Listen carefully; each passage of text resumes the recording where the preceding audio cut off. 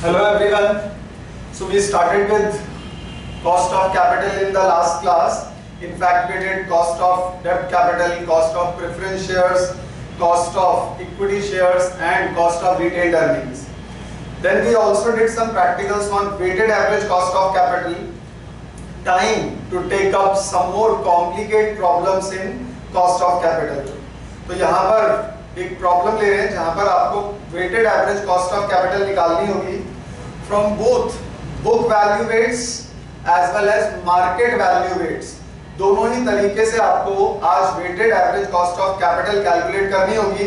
So please look up at this question where you got four sources: debentures, preference shares, equity shares and retained earnings.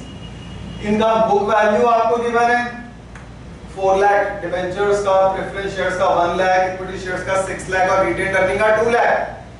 Market value debentures की है 3,80,000, preference share की है 1,10,000, equity और retained का market value में combined हो जाता है 12 लाख। इसीलिए अगर आप नोटिस करें तो रिटेन्ड अर्निंग के अंदर यहाँ पर ब्लैंक स्पेस दे रखा है क्योंकि ये जो मार्केट वैल्यू है it is a combination of both equity shares as well as retained earnings. तो हमें यहाँ पर बाइफरकेट करना पड़ेगा। अभी तो ये मार्केट वैल्यू इक्विटी शेयर्स की आ रही है 12 लाख, लेकिन इस 12 लाख को हमें बाइफरकेट करना पड़ेगा इक्विटी में और रिटेन्ड अर्निंग में। वो कैसे करेंगे हम? इसके लिए एक वर्किंग नोट आप लोगों को बनाना पड़ेगा to calculate the market value of equity shares along with retained earnings. इस इक्विटी शेयर की जो टोटल वैल्यू है इसमें रिटेन्ड अर्निंग का कितना हिस्सा है वो जानने के लिए आपको ये वर्किंग नोट्स दिखाने पड़ेंगे। और उसमें सबसे पहले हम कैलकुलेट करते हैं इक्विटी शेयर्स का। तो ये किसके अकॉर्डिंग किया जाएगा? इक्विटी शेयर्स का बुक वैल्यू था 6 लाख, रिटेन्ड अर्निंग का था 2 लाख। दोनों का अगर आप टोटल करें तो 6 और 2 का टोटल हो जाता है 8 लाख। तो यहाँ पर 6 लाख जो इक्विटी शेयर्स की बुक वैल्यू थी divided by total of both equity as well as retained earnings, right. तो ये कंपनी कुछ अमाउंट रिटेन करती है अपने पास में और 12 लाख में से देखना पड़ेगा कितना अमाउंट कंपनी रिटेन कर रही है। उसके लिए पहले तो इक्विटी शेयर्स का 6 लाख था डिवाइडेड बाय इन दोनों का टोटल जो कि था 8 लाख मल्टीप्लाइड बाय जो अभी मार्केट वैल्यू चल रही है। तो अगर इसको सॉल्व कर दें तो 6 lakh by 8, this is going to give you 9 lakhs। तो यहां पर 9 lakhs तो आगे इक्विटी की एग्जैक्ट मार्केट वैल्यू और रिटेन्ड अर्निंग्स का हिस्सेदारी कितना हो जाता है? ओवरऑल जो बुक वैल्यू था इनका वो था 2 lakh out of A total of 8 lakhs। तो इसका प्रोपोर्शन हो गया 2 लाख डिवाइडेड बाय 8 लाख। और अब 12 लाख में से देखना है कि इसका मार्केट वैल्यू कितना हो गया, क्योंकि कंपनी हमेशा रिटेन्ड अर्निंग्स को इक्विटी में से ही बाइफरकेट करती है और वो एस्टिमेट निकालने के लिए हमें ये अप्लाई करना पड़ेगा प्रोपोर्शन कि जो बुक वैल्यू थी रिटेन्ड अर्निंग्स की out of a total of both, तो 2/8 ये तो इसका प्रोपोर्शन था बुक वैल्यू के अकॉर्डिंग। तो मार्केट वैल्यू के अकॉर्डिंग कितना होगा रिटेन्ड अर्निंग्स? इसको सॉल्व कर लेंगे जब आप तो 1/4 ये आ जाएगा अराउंड 3 lakhs। तो यहां पर मार्केट वैल्यू आ जाएगी रिटेन्ड अर्निंग्स की 3 लाख और इक्विटी की एग्जैक्ट मार्केट वैल्यू रह जाएगी 9 lakhs। तो आप सभी को ये ध्यान रखना है कि जब भी कभी रिटेन्ड अर्निंग्स का आपको बुक वैल्यू दे रखा हो और मार्केट वैल्यू नहीं दे रखा हो तो हमें रिटेन्ड अर्निंग्स और इक्विटी शेयर्स की रिवाइज्ड मार्केट वैल्यू निकालनी पड़ेगी। और किसके अकॉर्डिंग निकलती हैं? वो उनके बुक वैल्यू के प्रोपोर्शंस के अकॉर्डिंग निकलती हैं। 6 और 2 का टोटल किया 8 lakhs, तो इक्विटी का प्रोपोर्शन था 6/8 lakhs, रिटेन्ड अर्निंग का प्रोपोर्शन आया 2/8 lakhs मल्टीप्लाइड बाय जो मार्केट वैल्यू हो चुकी है इन दोनों की कंबाइंड, उन दोनों का आप लोगों को टोटल लेना है। और टोटल कितना था? 12 lakhs। तो 12 lakhs के अंदर दोनों का बाइफरकेशन किया हमने तो 9 lakhs तो आ गया इक्विटी शेयर्स का, 3 लाख आ गया रिटेन्ड अर्निंग का। अब इनके अकॉर्डिंग हम कैलकुलेट करेंगे weighted average cost of capital using book value weights as well as using market value weights. अब वो कैसे कैलकुलेट करेंगे समझिएगा उसको। यहां तक पहले नोट कर लीजिएगा working notes. To find out the exact market value, debentures में कोई चेंज नहीं होगा, उसका ऑलरेडी गिवन है, प्रेफरेंस शेयर्स का भी गिवन है, रिटेन्ड अर्निंग्स का गिवन नहीं था।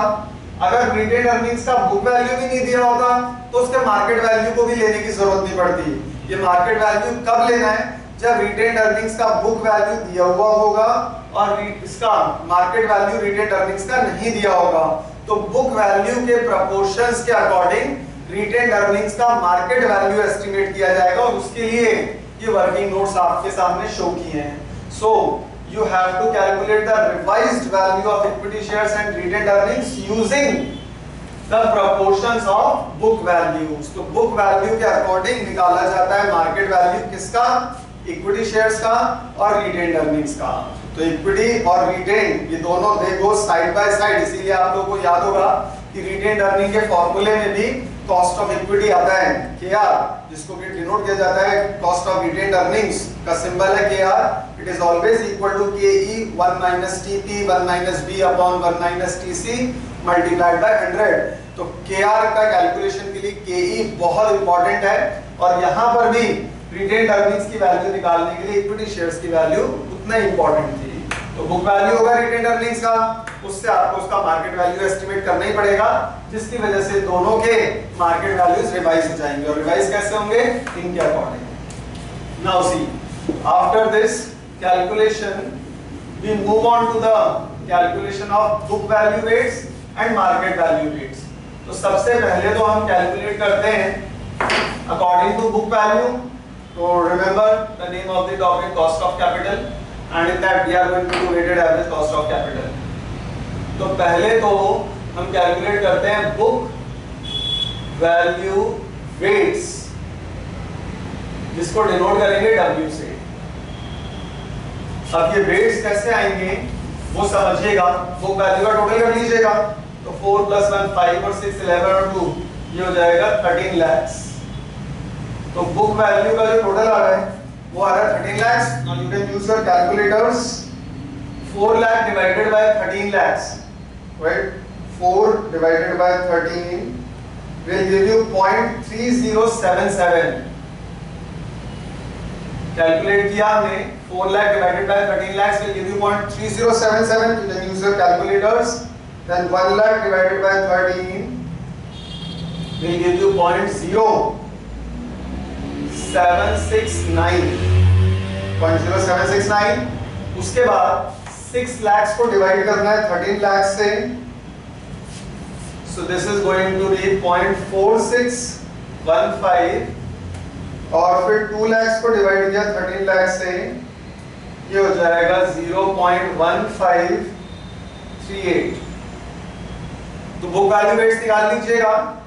In order to get the best precision, you can take up to 4 decimal places। कुछ स्टूडेंट्स 3 decimal place तक भी काम कर लेते हैं और 2 decimal place तक भी। एग्जैक्ट आ रहा है तो आप 2 decimal तक भी ले सकते हैं, जैसे किसी का वेट आ रहा हो 0.50 या 0.55, so you can take up to 2 decimal places। लेकिन अगर ये वैल्यूज इनफाइनाइट आ रही हैं तब आप 3 decimal या फिर 4 decimal places तक काम कर सकते हैं in order to get the best answers। तो फर्स्ट ऑफ ऑल कैलकुलेट कर लीजिएगा इन वेट्स को, चेक कीजिएगा कि ये इन्हीं के अकॉर्डिंग आ रहे हैं नहीं, क्योंकि एक बार वेट आ गए W, फिर आगे करने का तरीका सेम रहेगा। हम K निकाल लेंगे। K का मतलब है after tax cost of capital in decimals. ये 5% बनेगा 0.05, 8% बनेगा 0.08, 13% बनेगा 0.13 और 9% बनेगा 0.09। ये सब को डेसिमल्स में कन्वर्ट किया और उसके बाद फिर आप weighted average cost of capital के लिए W को K से मल्टीप्लाई कर देंगे, टोटल कर देंगे, तो हमारे हाथ में आ जाएगा WACC according to book value weights. वो कैसे आएगा, नाउ सी 0.3077 को पहले 0.05 से मल्टीप्लाई कर दीजिएगा। So use your calculators. 0.3077 multiplied by 0.05।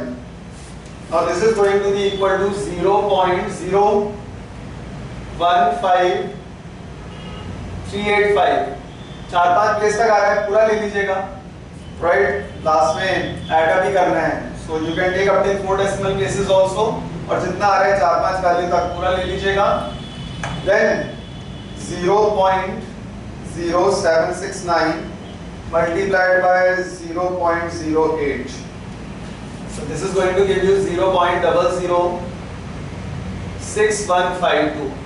अब कुछ स्टूडेंट 2 डेसिमल प्लेस तक ही लेते हैं, तो अगर 2 डेसिमल प्लेस तक ही लिया तो 2 0 0 आगे अपना भी 0 आ जाएगा। तो ये ध्यान रखना कि अगर आपके 2 0 या 3 0 आ रहे हैं तो उसके आगे 3-4 प्लेस तक जरूर ले लीजिएगा, राइट। ये 2 0 0 आ जाएंगे, 2 0 नजर आएंगे, तीसरा अपनी कॉपी में नजर आ जाएगा।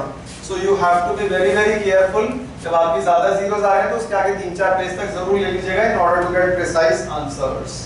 देन 0.4615 मल्टीप्लाइड बाय 0.13, ये हो जाएगा 0.059995। इसको आप 0.060 भी कर सकते हैं क्योंकि कितने सारे 9 आ गए हैं, नहीं तो राउंड ऑफ करने में प्रॉब्लम हो तो जितना है उतना ले लीजिएगा। देन 0.1538 मल्टीप्लाइड बाय 0.09, ये हो जाएगा 0.0138842। अब ये WK एक बार आ जाएगा आपका, तो इन सबको ऐड अप कर दीजिएगा।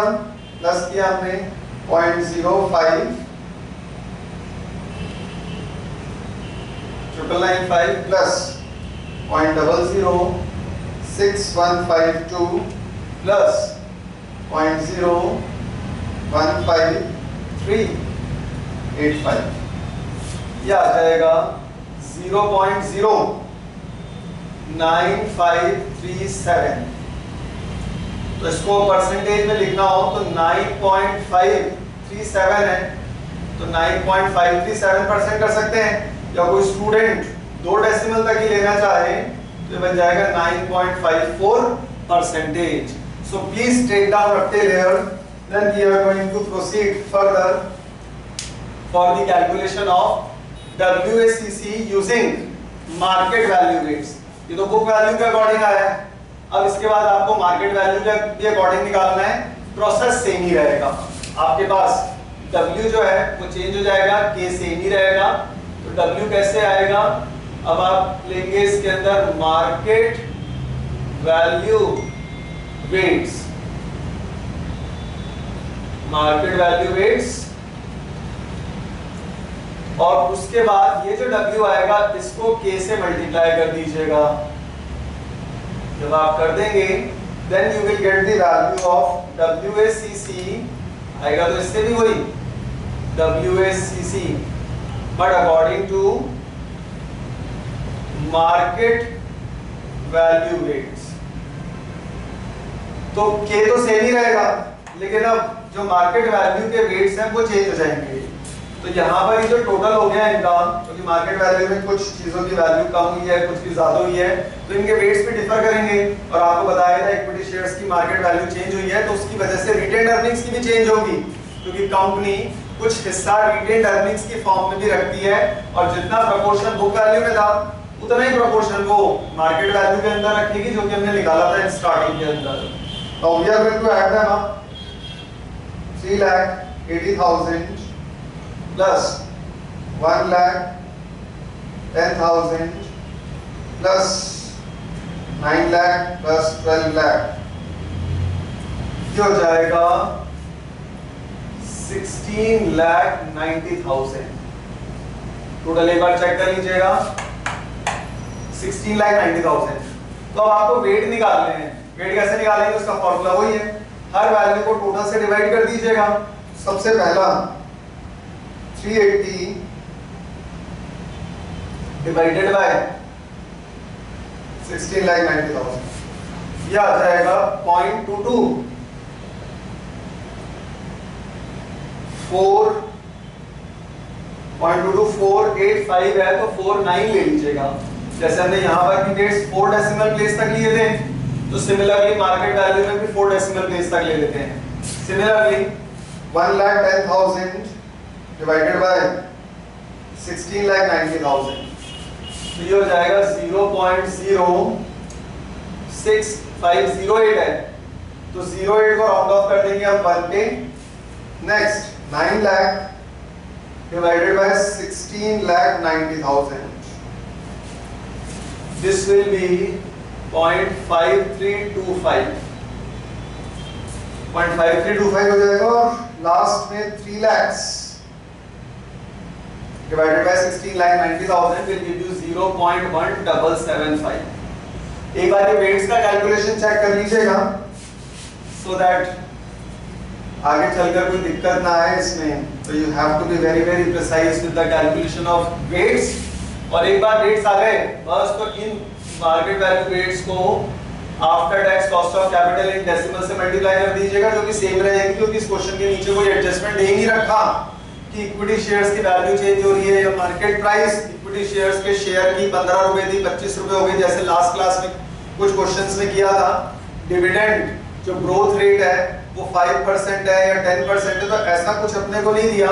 तो जो after tax cost of capital आपने बुक वैल्यू वेट्स में ली थी वही सेम टू सेम आप मार्केट वैल्यू के लिए लेंगे और उनको मल्टीप्लाई करके फिर weighted average cost of capital calculate कर देंगे।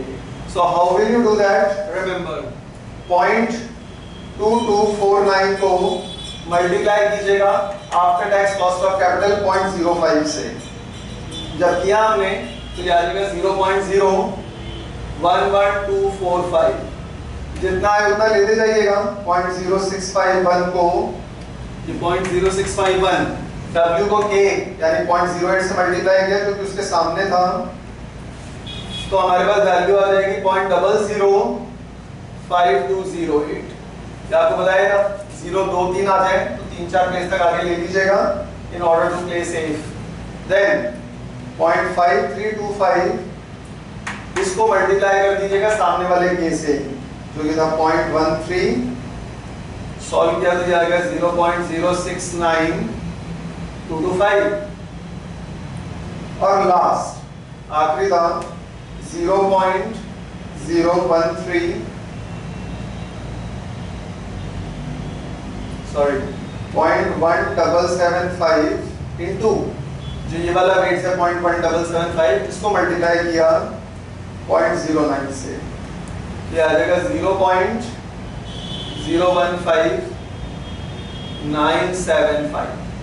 तो एक बार चेक कर लीजिएगा इन सभी कैलकुलेशंस को, और इनको जब आप ऐड कर देंगे 0.015975 plus 0.005208 plus 0.011245 plus 0.015975। So this is going to give you 0.101653।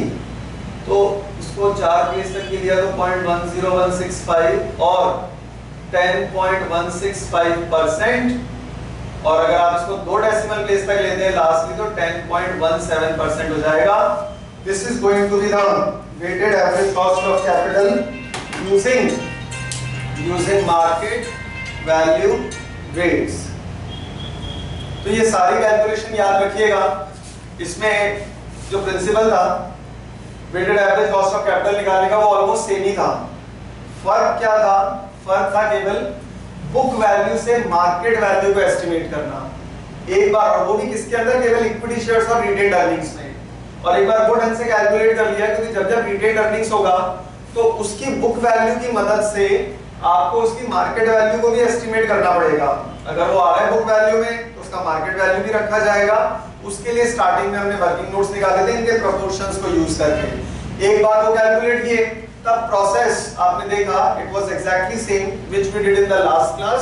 फिर तो आपको जो वेट्स आए, वेट्स कैसे आते हैं? हर वैल्यू जो अमाउंट है उसको टोटल से डिवाइड कीजिएगा, टोटल से डिवाइड करते ही वेट आ जाएंगे, फिर उनको उनकी after tax cost of capital से मल्टीप्लाई करना है और ऐड कर देना है। क्योंकि weighted average cost of capital का फॉर्मूला याद रखिएगा, WACC is always equal to summation of weights into respective after tax cost of capital. Now please take down these values the weighted average cost of capital on book value rate is 9.54% and according to market value it is 10.17%.